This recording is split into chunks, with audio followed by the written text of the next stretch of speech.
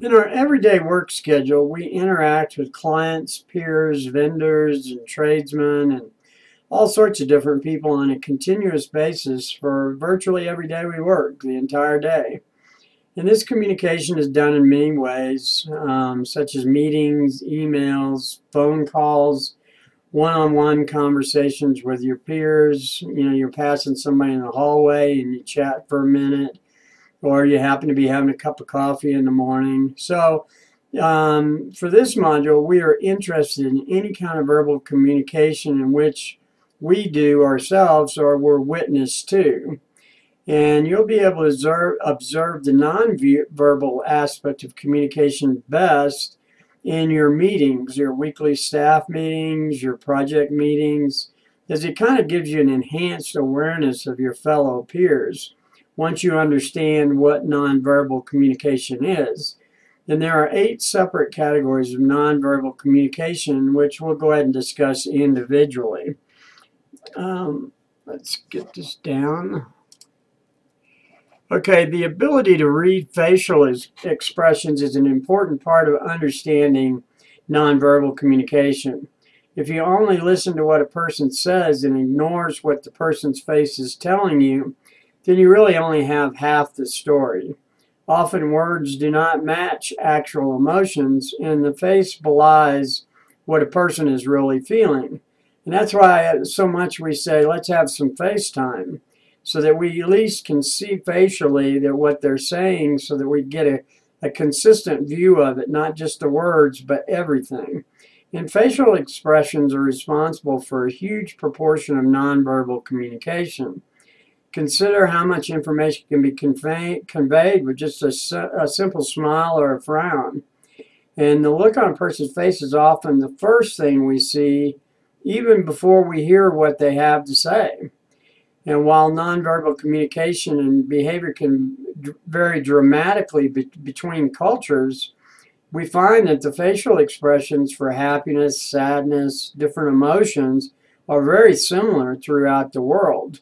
So these are really important things to really notice as you're going through on your facial expressions. Gestures are deliberate movements and signals and are an important way to communicate meaning without words. Common gestures include waving, pointing, and using fingers to indicate numeric amounts. Other gestures are arbitrary and related to culture. So in courtroom settings, and you can see how well this is used, politicians and lawyers are quite good at it. Lawyers have been known to utilize different nonverbal signals to attempt to sway juror opinions. And an attorney might glance at his watch to suggest that the opposing argument is real tedious, or might even roll his eyes at the testimony offered by a witness. And these nonverbal signals are seen as being so powerful and influential that some judges even place limits on what type of nonverbal behaviors are allowed in their courtrooms. So you can see every bit of this has big meaning to us in our everyday management skills. Paralinguistics refers to vocal communication that is separate from the actual language. And although that's a pretty big word, what it really means is the factors such as tone of voice, loudness, inflection, and pitch is really paralinguistic. Consider the powerful effect that the tone of voice can have on the meaning of a sentence. When said in a strong tone of voice, listeners might interpret approval and enthusiasm. The same word said in a hesitant tone of voice might convey disapproval and a lack of interest. So consider all the different ways simply changing your tone of voice might change the meaning of a sentence. A friend might ask you how you're doing, and you might respond with the standard, "Oh, I'm fine." But you actually say those words, but how you say those words might reveal a lot about you. So like if I say, "Yeah, I'm fine," or "Yeah, I'm doing fine, man, it's great," So a cold tone of voice might suggest that you're actually not fine, but you don't want to discuss it. It's kind of a way of putting somebody off, but answering the right answer. And a bright, happy tone of voice might reveal that you're doing quite well. And as you can see, there's all different tones. You have the somber, downcast tone, your bright, happy tones. And cadence is a big thing here, too, as far as how loud and then how quickly or how slowly you're talking. So if you get into a room and you notice that you're the loudest voice in the room, that's paralinguistics. You want to kind of learn to understand the room that you're working in or who you're talking to, and try and match your cadence and your paralinguistics to his so that you can get on the same level and you'll get a better sense of communication and understanding through your verbal communication. And body language and posture is a big deal as well. And it's been overplayed quite a bit since it was a big part of the 70s studies. It was like the overinterpretation of, oh, he crossed his legs, but he crossed them against me, so that means he doesn't like me. Or, you know, he crossed his arms, so he hates me.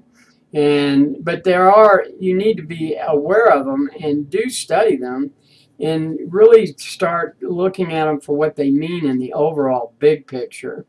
And you know, like I said, in the 70s, this was the only part of nonverbal language or communication that was even taught, was body language and posture. And you can see now that we have 8 different categories. You'll see that it's really that study has expanded quite a bit over the years. Proxemics is a really important thing to understand. People often refer to their needs for personal space, which is also an important type of nonverbal communication. The amount of distance we need and the amount of space we perceive as belonging to us is influenced by a lot of factors, including social norms, cultural expectations, situational factors, personality characteristics, and level of familiarity. So, for example, the amount of personal space needed when having a casual conversation with another person usually varies between 18 inches to 4 feet. On the other hand, the personal distance needed when speaking to a crowd is about 10 to 12 feet. But one good rule of thumb is that if you extend your hand out from your body straight out, that should be the proxemics that is about acceptable within business. So if you look at a person in front of you and they have an arm space distance between you and them, you're usually okay. But you do want to pay attention to it. And you'll notice people get a little bit nervous when you get too close to them. And a lot of really aggressive and big managers do that sometimes. And they do it on purpose just to get you a little riled up, or they'll stick their head over your shoulder while you're typing.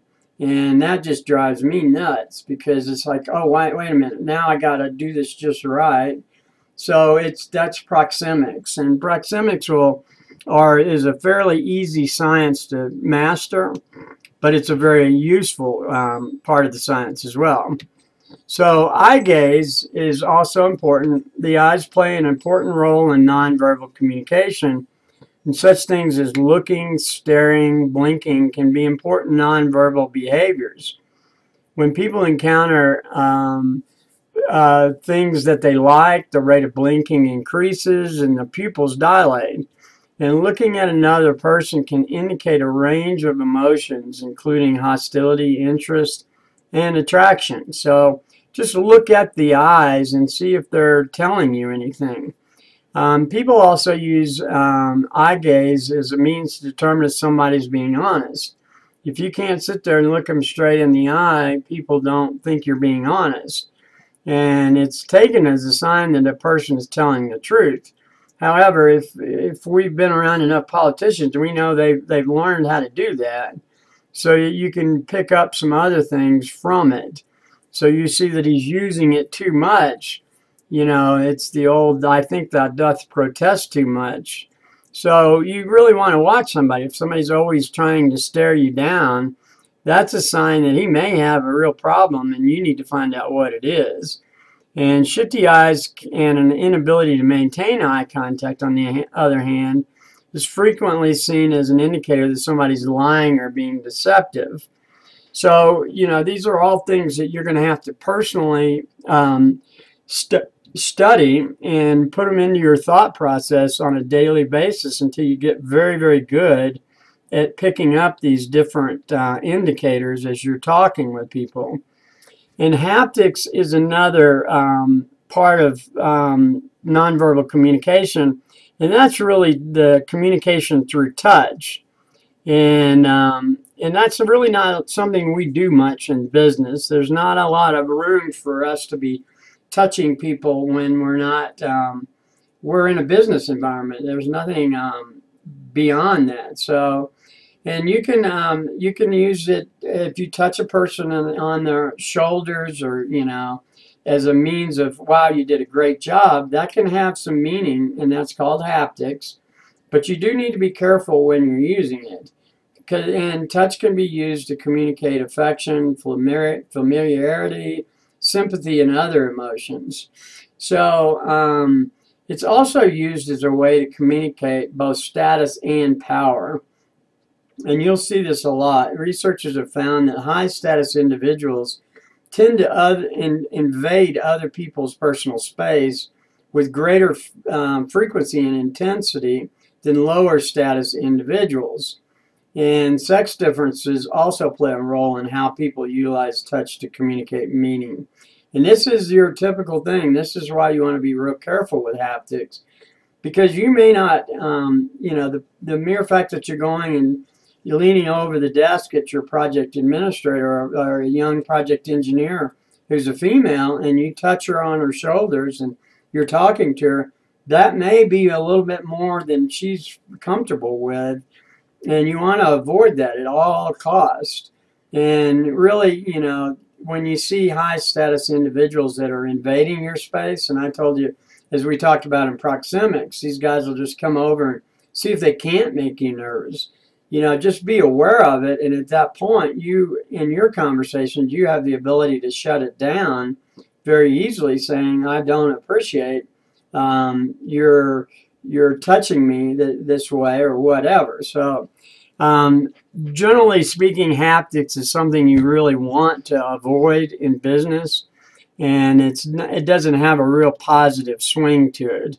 So artifacts is really one of the last ones we get to, and that's how we dress a lot of times. You know, if we're in a three-piece business suit, that's an artifact, and it's trying to develop an image of yourself, you know, to convey information about the things that are important to you.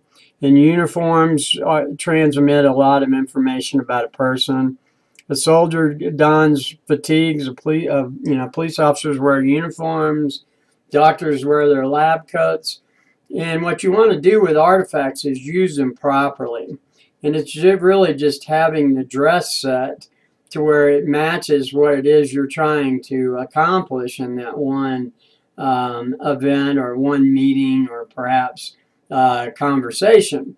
So here again, artifacts are useful, and they are part of nonverbal communication.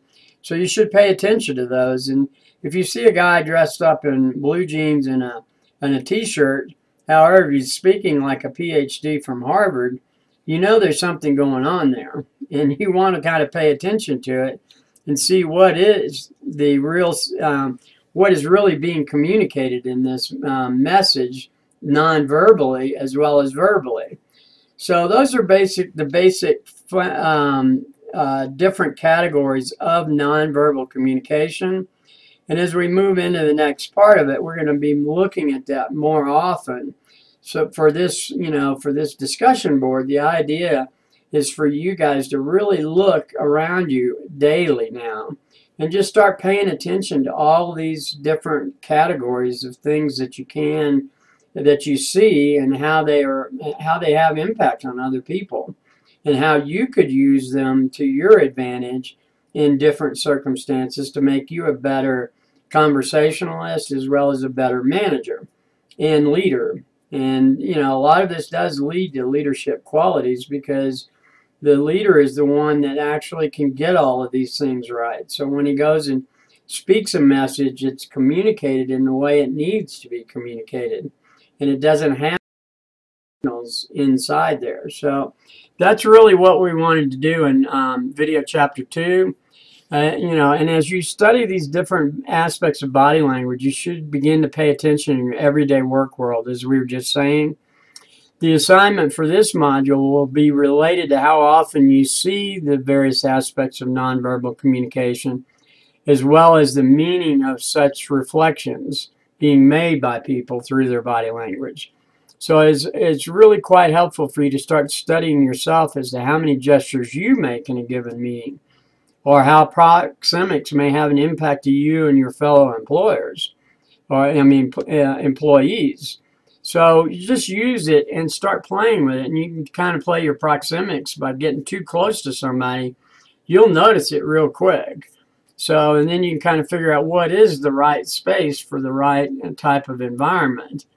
So we're going to, from there, we'll move into video chapter 3.